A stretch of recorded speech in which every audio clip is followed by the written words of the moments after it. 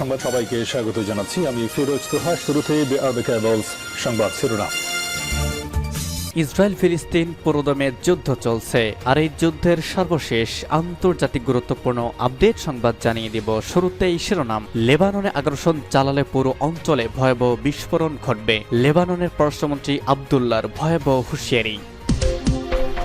এরপর জানাবো, হামাস এখনও তেল আবিব ও জেরুজালেম শহরে ক্ষেপণাস্ত্র হামলা চালাতে সক্ষম, ইসরায়েলের স্বীকারোক্তি। এরপর জানাবো, ইয়েমেনের আল হুদাইদা বিমানবন্দরে আমেরিকা ও ব্রিটেনের বিমান হামলা। এরপর জানাবো, রাশিয়া ইউক্রেন যুদ্ধের সর্বশেষ তথ্য। ইউরোপের অন্যতম পরাশক্তি জার্মানির কাছ থেকে বড় ধাক্কা খেল ইউক্রেন, ইউক্রেনের সামরিক সহায়তা কমাবে জার্মানি, বিপাকে প্রেসিডেন্ট ভলোদিমির জেলেনস্কি। এরপর জানাবো, গাজায় ইসরায়েলি সেনাবাহিনীর বোমা হামলায় নিহত 15।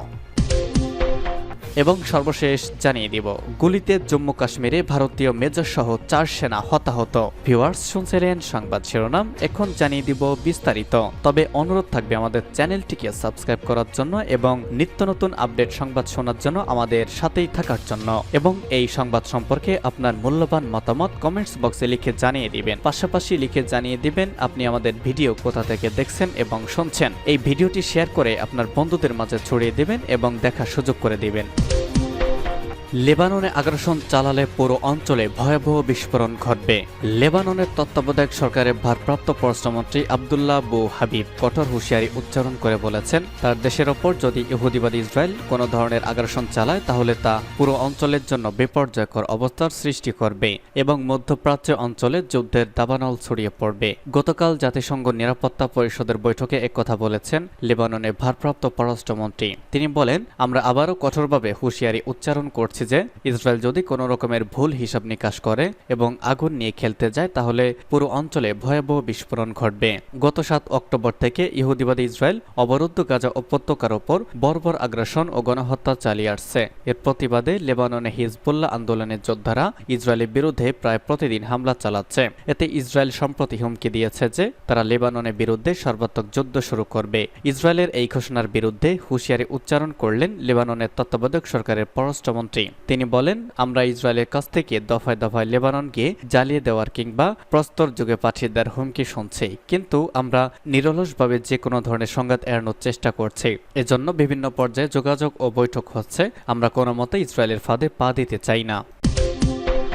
হামাস এখনও তেল আবিব ও জেরুজালেম শহরে ক্ষেপণাস্ত্র হামলা চালাতে সক্ষম। ইহুদিবাদী ইসরায়েল বলেছে, ফিলিস্তিনি ইসলামী প্রতিরোধ আন্দোলন হামাস যোদ্ধারা গত 9 মাসে উল্লেখযোগ্য ক্ষয়ক্ষতির মুখে পড়ার পরেও তারা এখনও তেল আবিব এবং আল কুদুস বা জেরুজালেম শহরে ক্ষেপণাস্ত্র হামলা চালাতে সক্ষম। গতকাল প্রকাশিত একটি বিবৃতিতে ইহুদিবাদী ইসরায়েলি বড় সামরিক বাহিনী দাবি করেছে, গাজা উপত্যকায় চলমান আগ্রাসনের সময় ফিলিস্তিনের ইসলামী প্রতিরোধ আন্দোলনের 14,000 যোদ্ধা হতাহত ও আটক হয়েছেন। তা সত্ত্বেও হামাস এখনও তেল আবিব ও জেরুজালেম শহরে দীর্ঘপাল্লার ক্ষেপণাস্ত্র ব্যবহার করে হামলা চালাতে সক্ষম। ইসরায়েলি বাহিনী আরও জানিয়েছে, গত 9 মাসে তারা হামাসের 37,000 অবস্থান লক্ষ্য করে বিমান হামলা চালিয়েছে। এছাড়া হামাসের অর্ধেকেরও বেশি যোদ্ধা এখনও বেঁচে রয়েছেন। হামাসের 3টি ব্রিগেডের বিরুদ্ধে এখনও ইহুদিবাদী বাহিনী যুদ্ধ শুরু করেনি বলে বিবৃতিতে উল্লেখ করা হয়েছে।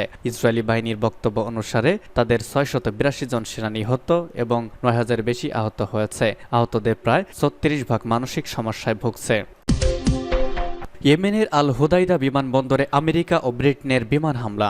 ইয়েমেনের পশ্চিমাঞ্চলীয় আল হুদাইদা আন্তর্জাতিক বিমানবন্দরে বিমান হামলা চালিয়েছে আমেরিকা ও ব্রিটেন। বার্তা সংস্থা ইরনা জানিয়েছে, হুদাইদা শহরে অন্তত 3 দফা বোমাবর্ষণ করা হয়েছে।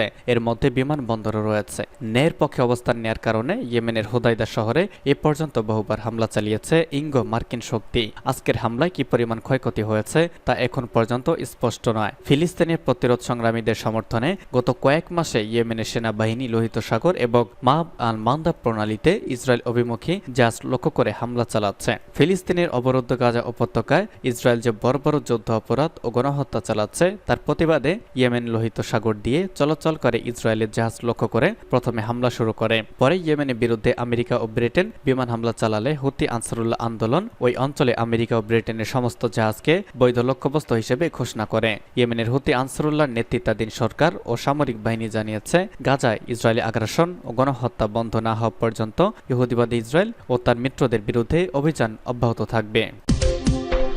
ইউক্রেনের সামরিক সহায়তা কমাবে জার্মানি। ইউরোপের অন্যতম পরাশক্তি জার্মানির কাছ থেকে বড় ধাক্কা খেল ইউক্রেন। দেশটির সরকার বলছে ইউক্রেনের সামরিক সহায়তা কমিয়ে দিবে তারা। 2014 সালে ইউক্রেনকে প্রায় 800 কোটি ইউরো সমপরিমাণ সামরিক সহায়তা দিয়েছিল জার্মানি। তবে আগামী বছর সেই পরিমাণ অর্ধেকে নামিয়ে আনবে দেশটি। বার্তা সংস্থা রয়টার্স এক প্রতিবেদনে এমনটাই জানিয়েছে। আগামী নভেম্বরে যুক্তরাষ্ট্রের প্রেসিডেন্ট নির্বাচনে রিপাবলিকান দলীয় প্রার্থী ডোনাল্ড ট্রাম্পের অবস্থান বেশ শক্তিশালী। জয়ের সম্ভাবনা তৈরি হয়েছে আগামী নির্বাচনে জয়ী হতে পারেন এই মার্কিন প্রেসিডেন্ট। এমন পরিস্থিতিতে ইউক্রেনের ভাগ্যে কি ঘটতে পারে তা নিয়ে শঙ্কা তৈরি হয়েছে।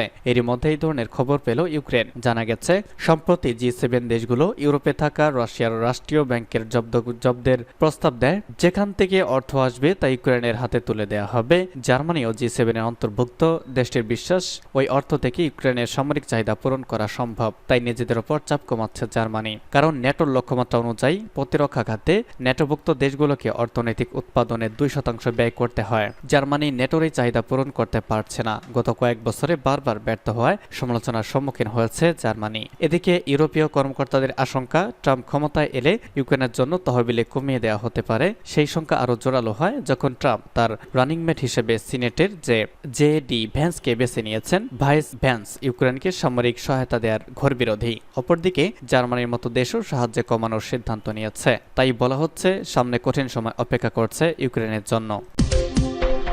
গাজা ইসরায়েলি সেনাবাহিনীর বোমা হামলা, নিহত 15। গাজার নুসরাত ও খান ইউনিস ইসরায়েলি সেনাদের বোমা হামলায় কমপক্ষে 15 জন নিহত হয়েছেন। এর মধ্যে নুসরাতে নিহত হয়েছেন 11 জন, যার মধ্যে 5 জন শিশু রয়েছে। সংবাদ মাধ্যম আল জাজিরার প্রতিবেদনে তথ্য জানানো হয়েছে। প্রতিবেদনে বলা হয়েছে গাজার নুসরাতের একটি বাড়িতে ইসরায়েলি সামরিক বাহিনী বড় বোমা হামলা চালায়। এতে 5 শিশুসহ অন্তত 11 জন নিহত হয়েছেন। এর আগে জানানো হয়েছিল নুসরাতের ক্যাম্পে এক এলাকায় বোমা হামলা চালানোর পর একটি বাড়ির ধ্বংসস্তূপ থেকে 6টি মরদেহ উদ্ধার করে প্যালেস্টাইন রেড ক্রিসেন্ট সোসাইটি। এদিকে খান ইউনিসের কাছে ইসরায়েলি সামরিক বাহিনীর বোমা হামলায় আরও 4 জন নিহত হয়েছেন। দক্ষিণ গাজার খান ইউনিস শহরের পূর্বে আবাসন শহরে একটি বাড়িতে চালানো এই হামলায় আরও 3 জন আহত হন। অন্যদিকে গত 24 ঘন্টা গাজা ভূখণ্ডে ইসরায়েলি বর্বর হামলায় আরও 81 ফিলিস্তিনি নিহত হন বলে আল জাজিরার প্রতিবেদনে বলা হয়েছে। এতে করে গত অক্টোবরের থেকে পর্যন্ত মোট মৃতের সংখ্যা বেড়ে প্রায় 39,000-এ পৌঁছেছে বলে ফিলিস্তিনি স্বাস্থ্য মন্ত্রণালয় জানিয়েছে। গুলিতে জম্মু কাশ্মীরে ভারতীয় মেজর সহ 4 সেনা নিহত। সাম্প্রতিক সময়ে ভারত নিয়ন্ত্রিত জম্মু কাশ্মীরে পাল্টা হামলার ঘটনা বেড়েছে। এসব হামলায় ভারতীয় সৈন্য নিহত বা হতাহতের সংখ্যা দিন দিন বাড়ছে। এদিকে ভারতের জম্মু কাশ্মীরের দোদা জেলায় গোলাগুলিতে ভারতীয় সেনাবাহিনীর 4 সদস্য নিহত হয়েছেন। তাদের মধ্যে একজন মেজরও আছেন। এই গোলাগুলির ঘটনা ঘটেছে বলে জানিয়েছে এনডিটিভি। সংবাদ মাধ্যমটির প্রতিবেদনে জানানো হয়, দোদা জেলার দেশায় গতকাল যৌথ অভিযান চালায় ভারতের সেনাবাহিনী ও জম্মু কাশ্মীর পুলিশ। রাত 9টার দিকে সন্ত্রাসীদের সঙ্গে তাদের গোলাগুলি শুরু হয়। এতে এক মেজর সহ 4 ভারতীয় সেনা নিহত হয়। গত সপ্তাহে জম্মু অঞ্চলের কাঠুয়ায় গোলাগুলিতে 5 ভারতীয় সেনা নিহত হয়েছিল। সেদিন কাঠুয়া থেকে প্রায় 150 কিলোমিটার দূরে মাসেজি কিন্ডলি মালহার সড়কে সেনাবাহিনীর যানবাহন নিয়মিত টহলে দেওয়ার সময় সন্ত্রাসী হামলা করলে 5 সেনা নিহত এবং 6 জন আহত হয়। এর কয়েকদিন আগে রাজৌরি জেলায় সেনা ক্যাম্পে হামলা চালানো হয়, তাতে এক সেনা সদস্য আহত হন।